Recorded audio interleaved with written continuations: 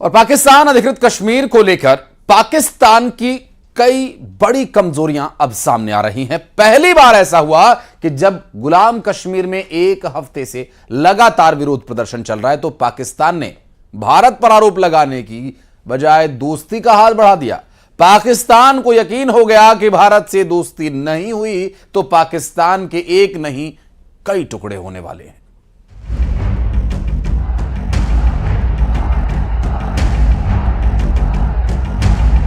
कहते हैं कि पाकिस्तान ने चूड़ियां नहीं पहनी है, अरे भाई पहना देंगे।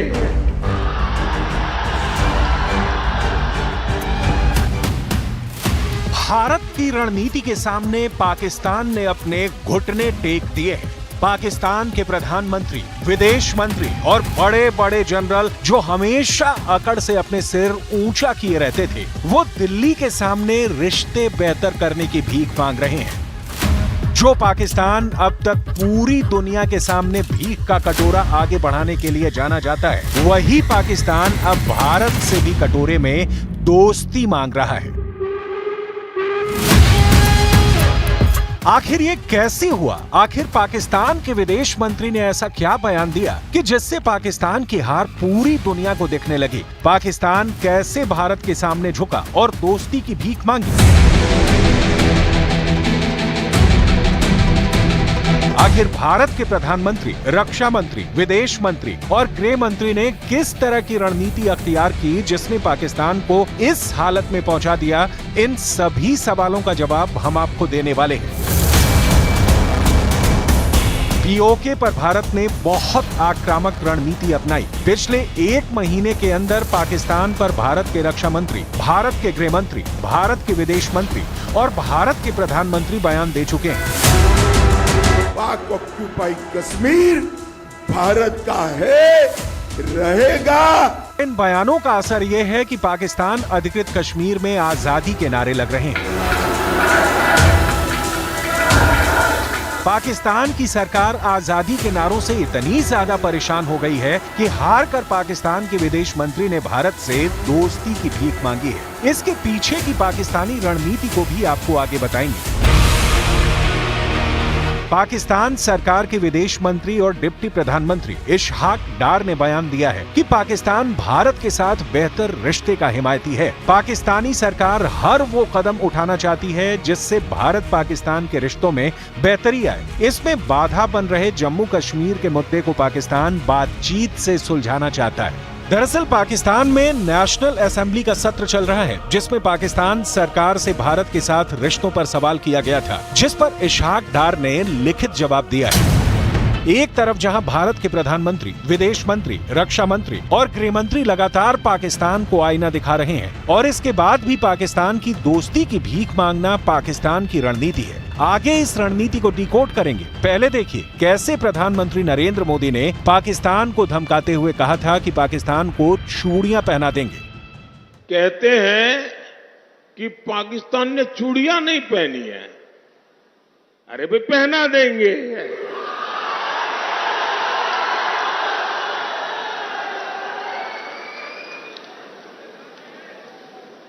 अब उनको आटा भी चाहिए, उनके पास बिजली भी नहीं है।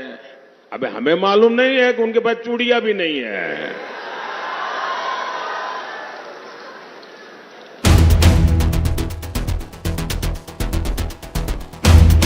नोट करने वाली बात यह है कि प्रधानमंत्री मोदी ने पाकिस्तान पर तगड़ा वार किया है, फिर भी पाकिस्तान दोस्ती की भीख मांगकर गिड़गिड़ा रहा है। इसकी वजह है पाकिस्तान अधिकृत कश्मीर में एक हफ्ते से लगातार चल रहा भयंकर विद्रोह, जिसमें अब आजादी के नारे लग रहे हैं।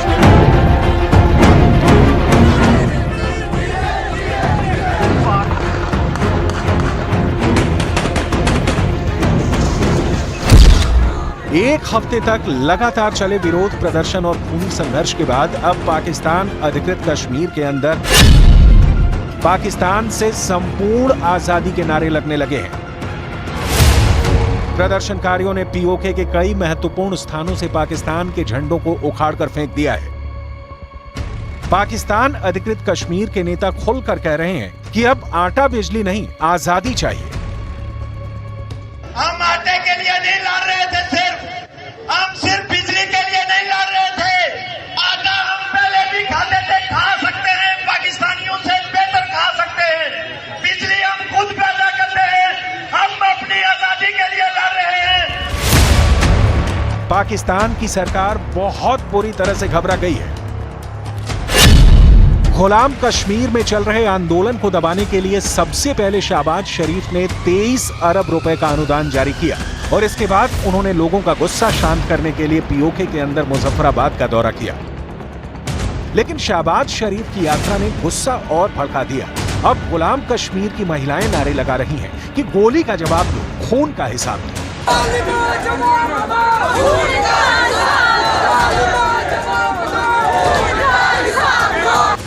अब सवाल ये उठता है कि आखिर अचानक पाकिस्तान अधिकृत कश्मीर में इतना बड़ा हंगामा क्यों खड़ा हो गया? आखिर क्यों गुलाम कश्मीर पाकिस्तान से आजादी के लिए छटपटा रहा है? दरअसल भारत के रक्षा मंत्री राजनाथ सिंह ने पाकिस्तान अधिकृत कश्मीर पर एक बहुत बड़ा बयान दिया था। रक्षा मंत्री राजनाथ सिंह ने कहा था कि भारत पाकिस्तान के कब्जे वाले कश्मीर पर अपना दावा कभी नहीं छोड़ेगा, लेकिन इस पर बलपूर्वक कब्जा करने की आवश्यकता नहीं पड़ेगी, क्योंकि इसके लोग कश्मीर में विकास को देखने के बाद स्वयं भारत का हिस्सा बनना चाहेंगे।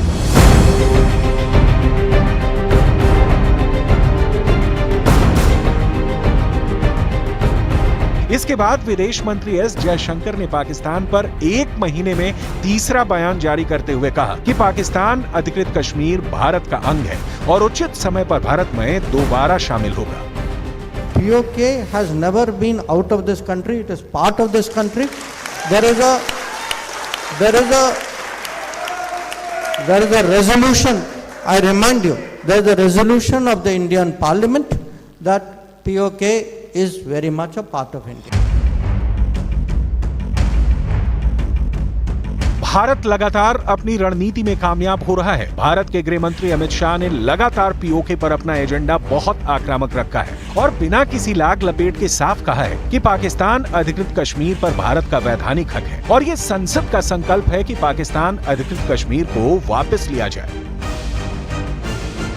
पाक ऑक्यूपाई कश्मीर का जहां तक सवाल है, ये केवल भारतीय जनता पार्टी नहीं, देश की संसद का कमिटमेंट है कि पाक ऑक्यूपाई कश्मीर भारत का हिस्सा है और इस पर हमारा अधिकार है। इसको कोई झुठला नहीं सकता। मैं पूर्णतया इस बात पर भारतीय जनता पार्टी का मत रखता हूं कि भारतीय जनता पार्टी मानती है कि पाक ऑक्यूपाई कश्मीर हमारा है और हमें ही मिलना चाहिए, और वो नहीं आता है तब तक हम सबका दायित्व होगा।